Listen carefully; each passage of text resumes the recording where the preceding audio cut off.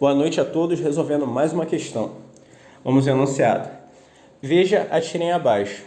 Na tirinha nós temos o título O Cúmulo da Insegurança e nela o personagem fala: ela só me mandou um beijo ao invés de escrever beijo, ou um emoji de beijo, então ela me despreza. Nós temos também 3 afirmações e devemos verificar quais delas estão corretas. Na primeira é dito: a expressão ao invés de pode ser substituída por em vez de? Primeiro ponto. Ao invés de e em vez de são as chamadas locuções prepositivas. São um conjunto de palavras que, dentro de um contexto, exercem a função de preposição. Lembrando que, quando nós estudamos morfologia, 2 são os elementos que criam conexões. Nós temos a preposição, que é um conectivo de palavras, e nós temos a conjunção, que é o quê? Que é um conectivo de orações. Então, são os 2 elementos que fazem pontes, que fazem ligações. Um em relação a palavras em geral, o outro em orações. Dito isso, vamos ao valor semântico dessas expressões. Ao invés de, tem um uso muito restrito. Por quê? Só deve ser usado quando nós temos termos antônimos. Mas o que seria um termo antônimo? Quando nós estudamos língua portuguesa, especificamente na parte de semântica, nós estudamos os sinônimos, os parônimos, os homônimos, a polissemia, etc. E dentro desse contexto, o que são os sinônimos? Sinônimos são palavras que têm um significado parecido, um significado similar ou análogo. Agora, existe o conceito de sinônimo perfeito? Não, né? Eu posso falar que lindo e bonito estão no mesmo campo semântico. São palavras sinônimas. Mas, claro, se você fala que uma pessoa é linda e você fala que uma pessoa é bonita, aparentemente lindo está num critério superior a bonito. Então, não existe na língua portuguesa um sinônimo perfeito. Mas existem palavras que são similares ou são análogas.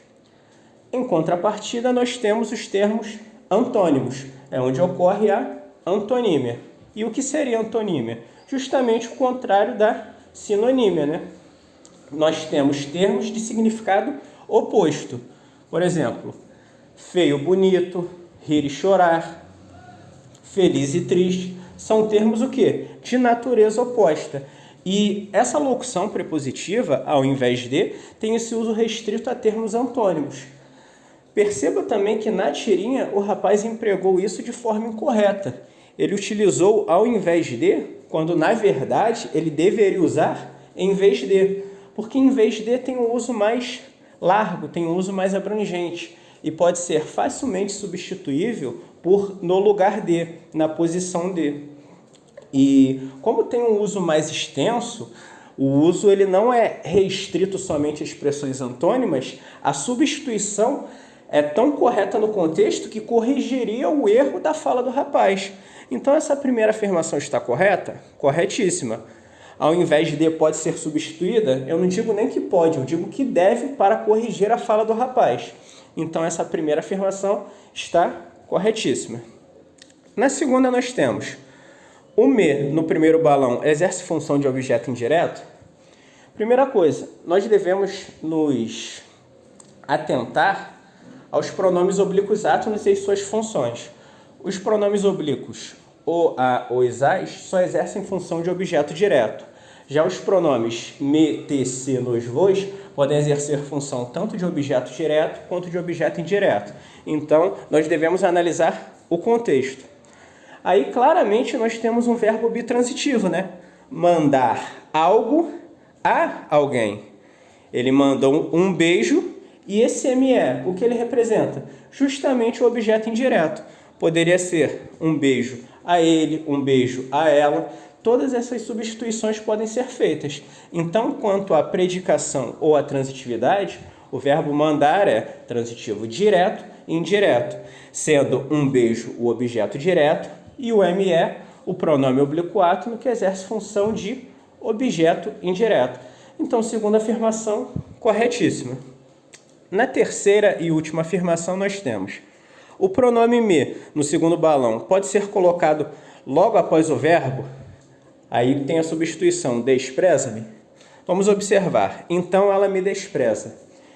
Essa posposição do pronome está correta? Corretíssima. Por quê? Quando nós estudamos colocação pronominal, 3 processos se destacam. A próclise, que é a colocação do pronome oblíquo átono antes do verbo. A mesóclise, que é a colocação do pronome oblíquo átono entre o verbo e a sua desinência. E a ênclise, que é a colocação do pronome oblíquo átono após o verbo ligado por hífen.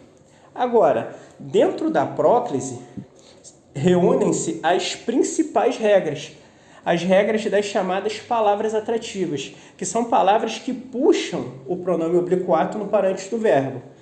As classes de palavras que são classificadas como palavras atrativas são os pronomes interrogativos, indefinidos, relativos, os advérbios e as conjunções subordinativas. Além disso, existem outras estruturas que exigem a próclise. Agora, a regra básica de colocação pronominal é que não se pode iniciar uma oração por pronome oblíquo átono. Dito isso, nós temos um sujeito no período. Esse sujeito, ele é representado por um pronome substantivo do caso reto, né? Nós temos o ela, pronome da terceira pessoa do singular. Agora, dentre essas classes de palavras que eu mencionei anteriormente, há pronome pessoal do caso reto? Não. Então, acontece uma coisa muito interessante, que é a chamada colocação pronominal facultativa.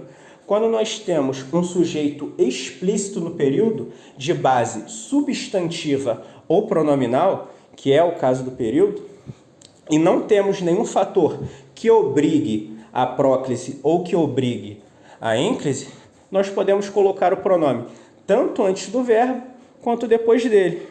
Então, as duas construções estão igualmente corretas. Então, ela me despreza ou então ela despreza-me. As duas construções não contêm erro. Fica uma questão de escolha do falante. Ele utilizou a próclise. Poderia utilizar a ênclise? Com certeza. Então, nós temos aí que as 3 afirmativas estão corretas. Gabarito, portanto, letra D. Revisando os conceitos. Na primeira afirmativa, quando temos ao invés de, só devemos empregar essa locução prepositiva quando ocorrer a antonímia, termos de natureza oposta. Em vez de, tem o uso extenso. Nós podemos substituir por no lugar de, e é uma expressão que substitui, inclusive, ao invés de, ou seja, é mais abrangente. Na segunda afirmação, o ME é o objeto indireto, é um pronome oblíquo átono que funciona como objeto indireto do verbo bitransitivo mandar.